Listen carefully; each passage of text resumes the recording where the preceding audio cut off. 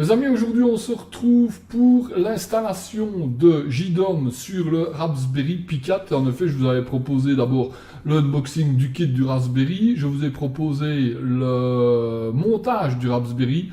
Et bien aujourd'hui, je vous propose qu'on installe ensemble JDOM. Donc, on va d'abord installer un OS sur une carte SD. Je vais vous montrer comment on fait. Et puis après, on installera JDOM sur le Raspberry. On se retrouve sur mon PC. Voilà. Donc, vous voyez que j'ai déjà créé un répertoire. Si un petit peu d'écho, je m'en excuse. J'ai pas encore installé les mousses acoustiques parce que je les ai pas encore tous reçus. Donc, vous pouvez aller sur Internet. Vous pouvez aller chez Raspberry, hop, voilà, et sur,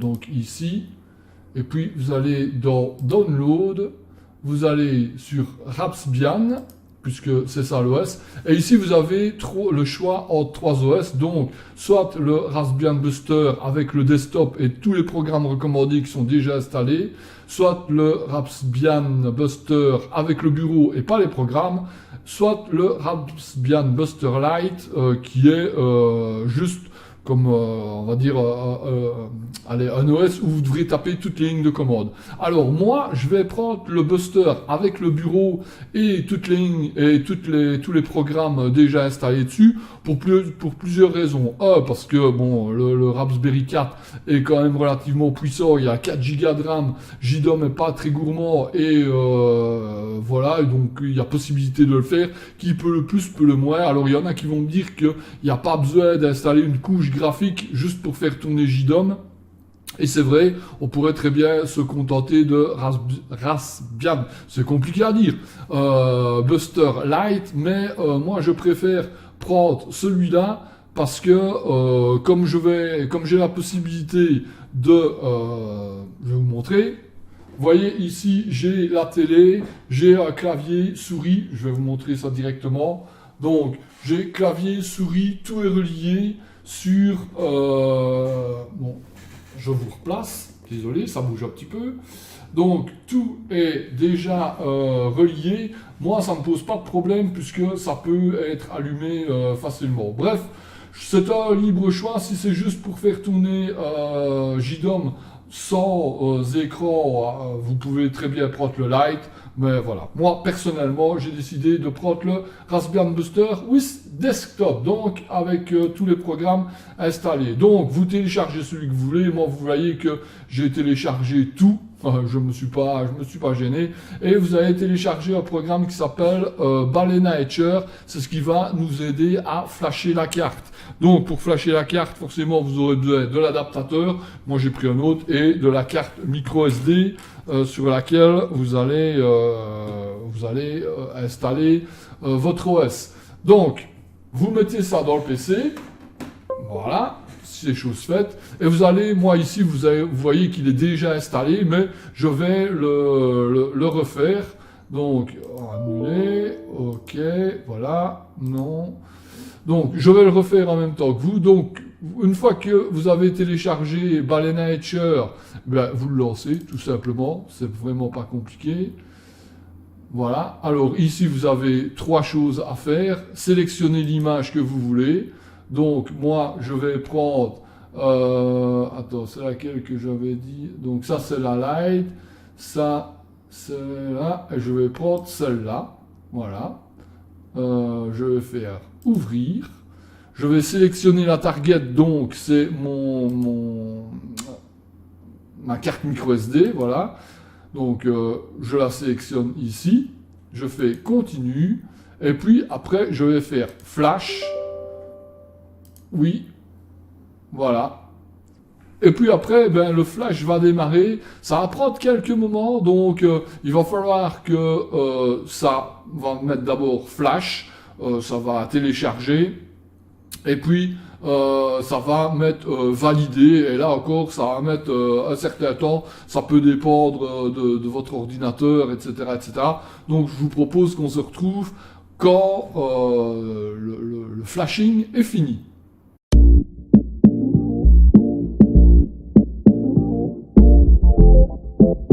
Voilà, tu vois que lorsque le flashage est terminé, il te demande de formater le disque. Bien entendu, il faut surtout pas le faire parce que sinon tu vas recommencer à zéro. Donc ici tu fais annuler, ok, voilà, annuler. Et en fait le flashage est complet. Tu peux retirer la carte SD du PC. Voilà, c'est fait. Ça, Manager, tu peux le fermer. Et puis tu as ta carte micro SD que tu vas pouvoir mettre dans le Raspberry Pi pour lancer l'OS. Et puis après, on va regarder ensemble comment faire pour installer JDOM. Tu vas voir, c'est simple comme bonjour. Bref, je vais reprendre cette caméra-là parce que j'ai besoin de t'emmener avec moi pour te montrer le reste du système. Donc, voilà le Raspberry. On va, je ne sais pas comment je vais faire, je vais devoir poser le trépied quelque part, à moins que j'arrive à le mettre d'une main, mais c'est pas gagné. Ah ouais, si, ah, ça se met bien. Ouais, voilà, j'ai de la chance.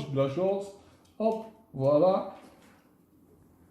La micro SD est mise, donc on va directement, je vais allumer cette petite caméra que j'ai mis en fait pour justement filmer l'écran pour voir tout ce qui se passait. Je vais, voilà, on fait les réglages ensemble en direct, voilà, je vais la lancer et c'est parti. Et puis je vais juste allumer le Raspberry Pi.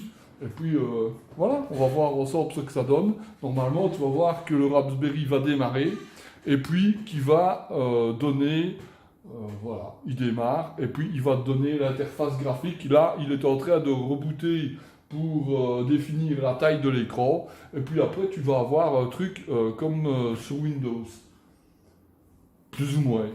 Voilà. Il va falloir rentrer 2-3 informations forcément, dire où tu es.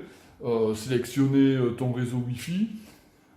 Et puis, voilà, une fois que les paramètres sont mis, je vais te parler du SSH aussi, puisque si tu veux pouvoir faire communiquer les deux appareils ensemble, il va falloir activer le SSH.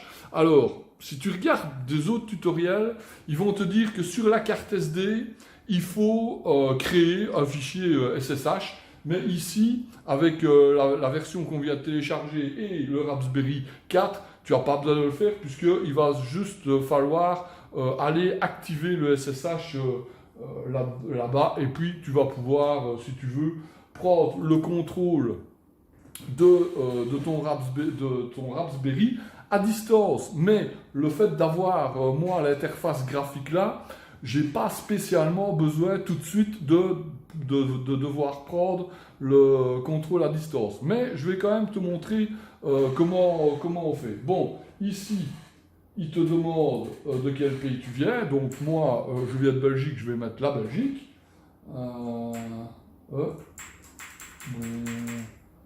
Voilà. Belgique. Alors là, il te demande flamand. Bon, les Français, vous ne serez pas concernés, mais ici, il demande flamand, allemand ou français, puisque en Belgique, on a plusieurs langues. Et Bruxelles, ok, tu fais next. Et puis, il va regarder où tu es. Et puis après, il va falloir changer de mot de passe. C'est plus du tout le même tuto qu'avant. Tu vois, il te demande automatiquement ici de sélectionner un mot de passe. Donc, je vais le mettre. Encore une fois, par rapport à aux anciens tutos où on te dit que le clavier est en QWERTY, ici, il est directement en AZERTY. Donc tu peux taper ton mot de passe. Le seul truc qui n'est pas enclenché, c'est par exemple si tu veux mettre des chiffres, le pavé numérique, lui, il faut l'enclencher au premier mot de passe. Donc je vais mettre un mot de passe. D'abord, il faut que j'active la case. Voilà. Hop.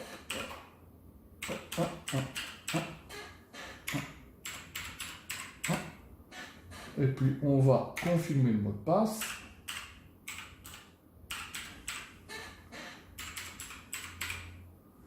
Voilà, donc ici il est mis, on fait OK, next. Là il va chercher le réseau Wi-Fi, forcément pour pouvoir se connecter. Il va falloir donc lui mettre quel Wi-Fi tu as. Donc je vais lui mettre mon réseau Wi-Fi. Je fais Next. Et puis il te demande forcément le mot de passe de ton réseau Wi-Fi. Je vais mettre comme ça. Hop. Voilà. Tu refais Next. Là, il cherche ton réseau Wi-Fi. Ça peut prendre quelques temps, forcément. Moi, ici, ma box est à l'étage inférieur. Et puis, je suis en haut. Donc, des fois, c'est pas toujours évident. Voilà. OK. Et puis, il te demande de rebooter. Donc, tu vas rebooter. Et après, on va activer le SSH. Ça va prendre une petite minute. Hein. Il faut être patient, voilà. Donc tu vois, il reboot. Je ne sais pas pourquoi, comme j'ai mis le téléphone comme ça, je me demande pourquoi j'ai mis cette petite caméra là. Voilà, donc ici tu as le truc qui a redémarré et l'icône en haut à gauche, je te le dis parce que je sais qu'on ne voit pas bien, donc je vais faire peut-être une capture et puis je t'expliquerai. Donc l'icône en haut à gauche, tu as les préférences et dans les préférences, tu as la configuration du Raspberry Pi. Tu cliques dessus. Ici, tu vas dans Interface et ici, tu vas voir que tu as caméra SSH. Donc, il suffit d'activer le SSH. Tu fais Valider. Et puis, voilà, si tu veux, avec le programme PuTTY, tu vas pouvoir prendre le contrôle, mais ça, on va en parler après. Je te propose qu'on se retrouve sur mon ordinateur et justement, je vais te montrer comment prendre le contrôle du Raspberry à distance via PuTTY et je vais te montrer comment installer JDOM dessus. En avant sur mon PC. Ok, donc nous voilà donc sur le PC et comme vous voyez, j'ai ouvert déjà un onglet avec un tutoriel pour avoir la ligne de commande pour pouvoir installer JDOM. Donc le lien va être dans la description, mais vous allez sur Domoblog et puis vous tapez installer JDOM dans la barre de recherche, vous allez tomber directement sur cet article qui est très bien fait. Vous aurez ici un autre lien pour installer un OS sur votre carte SD. Et puis, je vous invite franchement à lire l'article qui est très bien fait. Vous descendez. Ici, vous avez progression de la lecture. Vous cliquez pour aller à la page 2 et nous, on va aller directement sur la ligne de commande. Donc, vous voyez que pour installer JDOM sur un Raspberry Pi 3, voilà la procédure, mais pour installer JDOM sur un Raspberry Pi 4, vous avez uniquement cette ligne de commande-là à installer. Alors, là, il y a deux méthodes. Ici, je vais vous montrer qu'on peut le faire avec PuTTY, mais bien entendu, on pourrait directement aller le chercher sur, sur le Raspberry, puisqu'on a une interface graphique qui nous donne un accès, à Internet et donc à cette fameuse ligne de commande. Pour ce qui est de PuTTY, je vais vous mettre aussi le lien dans la description, vous allez le télécharger et puis vous le lancez, c'est un truc, ça va tout simplement. Et puis il vous suffira alors d'aller dans PuTTY configuration. Ici vous devez marquer l'adresse IP de votre Raspberry et garder le port 22 et regarder que le SSH est bien mis. Alors, pour connaître l'adresse IP de votre Raspberry avec cet OS là installé, c'est pas compliqué, vous n'avez pas besoin de ligne de commande, il vous suffit juste de passer, je vais vous mettre une photo, là, et vous passez juste la souris sur le petit icône, on va dire le petit icône Wi-Fi, hein, je vais vous mettre une image comme ça, vous verrez, avec une petite flèche, et vous allez avoir directement votre adresse IP. Donc, je la regarde, comme ça, moi, je la note directement ici. sera 2.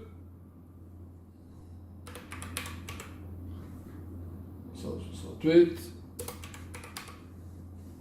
Voilà. Et puis vous pouvez, si vous voulez, mettre un nom ici en disant que c'est le 4. Je vais mettre 4B puisque j'en ai déjà un qui est configuré. Vous faites Save et puis après vous faites Open. Alors, blablabla. Oui. Et voilà, vous avez ici le lock as. Voilà. Donc, j'avais fait une petite erreur, c'est pour ça que j'ai fait une petite coupure. Quand il vous demande le login, eh bien, le login est pi, et puis le mot de passe que vous devez taper, c'est bien entendu le mot de passe que vous avez tapé lorsque vous avez ouvert, quand vous avez changé le mot de passe, comme on a fait tout à l'heure. Donc, ici vous avez la connexion avec votre Raspberry Pi, qui moi se trouve là, mais il pourrait très bien se trouver de l'autre côté de la maison. Vous prenez la ligne de commande qui est ici, vous faites copier-coller, tout simplement. Donc ici on la prend, copier, on prend Putty, on fait clic droit, et c'est parti. Et puis voilà, il va falloir être patient puisque ça prend quand même un certain temps. Ça va dépendre aussi de votre Wi-Fi, de votre connexion, de votre box, etc. etc. Donc, je fais une petite coupure et puis on se retrouve quand c'est fait.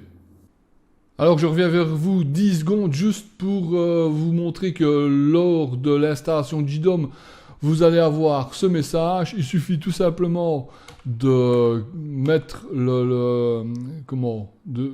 d'aller sur oui, et puis après vous faites Enter, et puis l'installation va se poursuivre. On se retrouve quand c'est installé. Parce que normalement, là, il va plus s'arrêter avant d'avoir tout vérifié. Et ça peut prendre un certain temps, comme je vous l'ai dit tantôt. D'après le site, ils disent entre 45 minutes et 1h30. Je vous dirai tantôt combien de temps ça a pris. Eh bien voilà les amis, comme vous pouvez le voir, tout s'est bien déroulé. Je vais voir, on ne sait pas le mettre en plus grand. Non, voilà. Donc tout s'est bien déroulé. Il suffit que ici, vous ayez toutes les vérifications sont faites. Blablabla, MySQL, le mot de passe MySQL vous sera délivré ici. Installation finie, un redémarrage doit être effectué. Donc, soit ici, vous pouvez marquer sudo espace reboot avec un E et deux O. Voilà. Là, vous allez perdre la connexion, c'est normal. Et vous allez voir que le Raspberry va redémarrer. Vous allez voir ici, derrière comme ça, vous n'allez rien voir. Il faudrait que je passe sur l'autre caméra. Je regarde. Oui, là, il est en train de démarrer convenablement. Attends, hein. Donc, il faut quelques secondes. Et on va lancer JDOM. Vous allez voir que là, encore une fois, il n'y a rien de plus simple. Soit vous pouvez le faire, encore une fois, via Putty. Soit, comme vous avez l'interface graphique, vous pouvez aller directement le faire. Bon, moi je vais reprendre via Putty. Donc on reprend ici, je ne l'ai pas sauvegardé, donc je vais me remettre là pour récupérer l'adresse IP, comme je vous ai montré tout à l'heure. Ouais.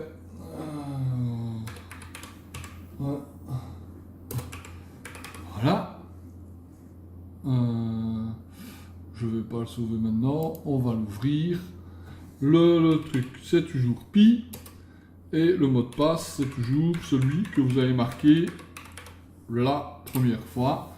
Voilà, et vous avez repris alors via Putty le contrôle de votre Raspberry Pi. Et une fois que vous êtes là, eh bien, pour lancer JDOM, il vous suffit de remettre... Je disais donc, pour lancer JDOM, soit vous allez sur votre navigateur, si vous êtes sur le PC et que vous avez Putty qui est toujours en connexion avec votre Raspberry, vous allez dans votre navigateur internet et là, dans la la barre ici, et bien vous tapez tout simplement l'adresse IP de votre Raspberry, vous faites Enter et vous voyez que vous allez tomber ici sur JDOM. Et voilà, le premier pas est fait, comme on dit. Après, il ne vous restera plus qu'à enregistrer l'ordinateur, à vous créer un compte JDOM, et puis à vous les joies de la domotique. Bon, je m'excuse pour toutes ces petites coupures, mais c'est vrai que je l'ai fait un peu en direct en même temps que ce que je ne vous le présentais. Donc, si j'ai commis 2-3 petites erreurs, je m'en excuse. Je m'excuse d'avoir autant bafouillé, parce que je crois que j'ai jamais autant bafouillé pendant une vidéo. Et puis, voilà.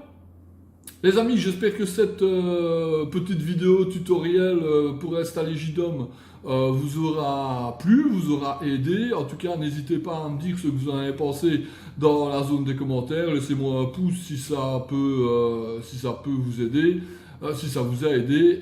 Et laissez-moi un pouce rouge si j'ai trop bafouillé. Et puis voilà, dites-moi si ce genre de vidéo là vous intéresse. Encore une fois, je finirai la vidéo en disant que ça, c'est la manière que moi j'ai choisi d'installer mon JDOM. C'est pas la meilleure, parce que c'est vrai qu'il y a une couche graphique qui quelque part ne sert à rien. Le fait d'avoir tous les programmes préinstallés sur le Raspberry ne sert à rien. Mais d'un autre côté, rien ne vous empêche de commencer avec cette version-là, et puis après d'installer un autre Raspbian sans les programmes, et puis quelques temps après de réinstaller le Raspbian juste avec les lignes de code, et puis voilà, de toute manière, au final, vous arriverez toujours sur JDOM. Petite précision qui apparemment, moi, quand j'ai demandé... Ici en Belgique, on n'a pas d'adresse IP fixe. Donc si vous êtes en France et que vous avez la possibilité d'avoir une adresse IP fixe, je vous conseille de bloquer l'adresse, l'IP de votre Raspberry une bonne fois pour toutes. Parce que voilà, moi ici, je n'ai pas l'occasion de le faire. Et en cas de panne de courant, par exemple, ben, ma box va redémarrer, va redémarrer et réattribuer une autre adresse IP à mon Raspberry. Donc là, il faudra que je reprenne le truc et que je change l'adresse IP pour pouvoir retomber sur JDOM. Voilà, enfin ça c'est une petite précision et j'espère pareil qu'elle vous aidera. On ne sait jamais, hein, si vous êtes en Belgique comme moi, ça peut servir. Les amis, on se laisse ici pour cette fois-ci parce que c'est déjà un peu parti dans tous les sens. N'hésitez pas à me rejoindre sur les réseaux sociaux, principalement sur Instagram. Ouais, je vous mets un petit truc là, le lien est dans la description. De temps en temps, je poste des trucs intéressants.